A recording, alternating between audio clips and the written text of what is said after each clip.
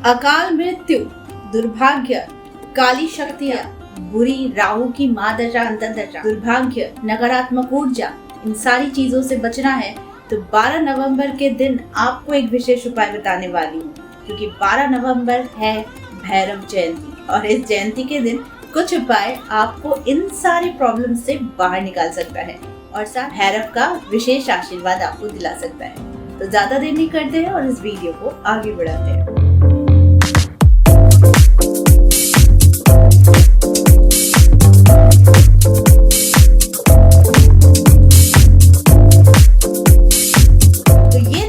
बहुत ही ज्यादा खास और इस दिन आप काल भैरव की उपासना कर आप अपने जीवन में बहुत सारी बाधाओं को दूर कर आगे बढ़ सकते हैं। काल भैरव को काशी का कोतवाल भी कहा जाता है, क्योंकि उन्होंने धर्म की रक्षा, न्याय की स्थापना की। तो काल भैरव जयंती की शुरुआत कितने बजे से हो रही है? सबसे पहले ये जान लेते हैं कि अष्टमी तिथि की शुरुआत कितने बजे से हो रही है। तो मंगलवार यानी कि 11 नवंबर की रात्रि 11:09 से अष्टमी तिथि की शुरुआत हो जा रही है। समाप्ति 12 नवंबर रात के 10:53 पर इसकी समाप्ति हो रही है। उदया तिथि के अनुसार इसे काल भैरव तिथि माना जाता है। इसलिए इस दिन आपके जीवन में बहुत ही ज्यादा एक सुयोग और स्वर्ण एक समय आ रहा है, जिस समय को आप खुद बहुत ज्यादा अपने फेवर में कर सकते। मैंने आपको बता दिया कि कौन कौन इसका प्रयोग करेंगे, यानी कि इस दिन का खास विशेष होता है। मैंने हमेशा कहा है कि विशेष दिन में विशेष पूजन, विशेष मंत्रों की सिद्धि प्राप्त करी जा सकती है। लेकिन उसी प्रकार से अगर आप राहु के बहुत ज्यादा उपद्रव से गुजर रहे हैं या फिर राहु के प्रभाव से आपके अंदर बहुत ही ज्यादा बेचैनी, चिड़चिड़ापन या फिर आपको दुर्भाग्य का सामना करना पड़ रहा है, तो आपको एक मंत्र के साथ साथ एक अष्टक के बारे में बताने वाली। ये अष्टक है काल भैरव अष्टक। देखिए, काल भैरव अष्टक जिसे प्रतिदिन अगर आप सुनते हैं तो आपके जीवन से बहुत ही ज्यादा समस्या, स्पेशली अगर आप व्यवसाय करते हैं, नौकरी करते हैं, धन से जुड़ी हुई समस्या ज्यादा आपको सताती है, तो आप काल भैरव अष्टक इस स्तोत्र का प्रतिदिन श्रवण किया कीजिए। इससे दुर्घटना नहीं होती, अकाल मृत्यु नहीं होता, नकारात्मक ऊर्जा आपके इर्द गिर्द नहीं रहती और यहाँ तक कि आपके ऊपर अगर किसी भी तरीके का किया कराया या फिर किसी भी तरीके का तंत्र प्रयोग भी अगर हुआ है तो उससे भी आप खुद को सुरक्षित रख सकते हैं। काल भैरव की उत्पत्ति भगवान शिव के प्रचंड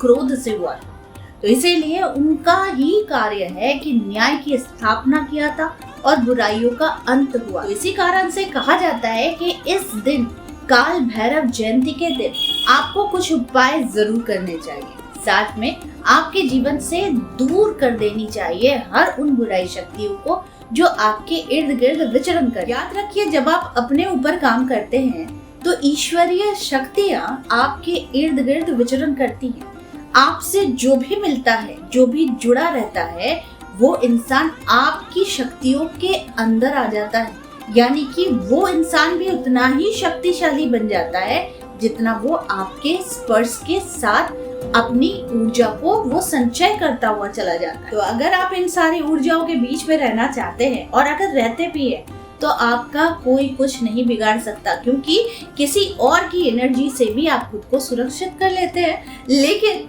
आज मैं बात कर रही हूँ नाकोड़ा भैरव चालीसा।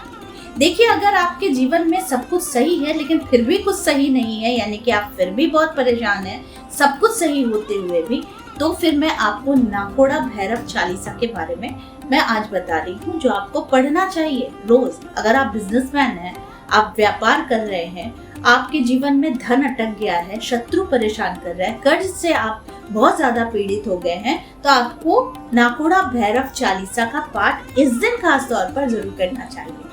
साथ में अगर आप शुरुआत करना चाहते हैं इस चालीसा का पाठ, तो आप काल भैरव जयंती के दिन ही आप नाकोड़ा भैरव चालीसा का आप संकल्प के साथ शुरुआत कर सकते हैं। प्रतिदिन के पाठ मात्र से आपके जीवन में चमत्कार होना शुरू हो जाता है। अब मैं बात करूंगी कि आपको इस दिन भैरव मंदिर जरूर जाना चाहिए।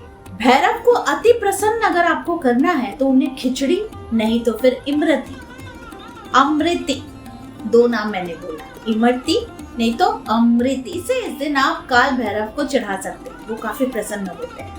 साथ में आप अगर उन्हें प्रसन्न ही करना चाहते हैं तो आप उनके समक्ष बैठकर रुद्राक्ष की माला से आपको ये मंत्र जरूर जाप करना है 108 बार। आप अपनी सुरक्षा कवच तैयार कर लेते हैं। इसके बाद आप वहीं पर बैठकर, अगर आप मंदिर में जा रहे हैं, बाद आप उनसे अपनी सारी दिल की इच्छाएं कह सकते हैं कि आपके जीवन में क्या आपको प्रॉब्लम्स है, क्या आपकी दिक्कतें आ रही हैं, कहाँ आपका पैसा फंस चुका है, कहाँ आपकी कोई ऐसी विशेष प्रॉब्लम है जो नहीं हो रही है, या फिर जो भी आपकी प्रॉब्लम्स है। मुझसे मत पूछिएगा इसके लिए कर सकते हैं, उसके लिए कर सकते हैं। आपकी जो भी समस्याएं हैं आप इसे भैरव को बता दीजिए, भैरव तुरंत इसका समाधान आपको कर देते हैं। आपको किसी भी तरीके की भय की जरूरत नहीं, क्योंकि मैंने आपको मंत्र भी बता दिया है और आपको चालीसा भी बताया है। अगर आप इन दोनों चीजों का रेगुलर पाठ करते हैं तो आपके जीवन में सारी आपदाएं दूर हो जाती है और आपके जीवन में अनायास ही खुशियों की लहर दौड़ जाती है। ये देखिए उपाय मैं समय समय पर आप लोगों के बीच जरूर लाती हूँ और साथ में आपकी सारी जितने भी समस्याएं हैं उन्हें दूर करने के लिए मैं ये सारे उपाय बताते रहूंगी भी और बताती भी हूँ। तो आई होप आज का वीडियो आप लोगों को अच्छा लगा होगा। इस तरह के वीडियोस मैं आप लोगों तक लाते रहूंगी। आज के लिए बस इतना ही, फिर मिलेंगे एक नए टॉपिक के साथ। तब तक के लिए आप सबको मेरा प्यार भरा नमस्कार।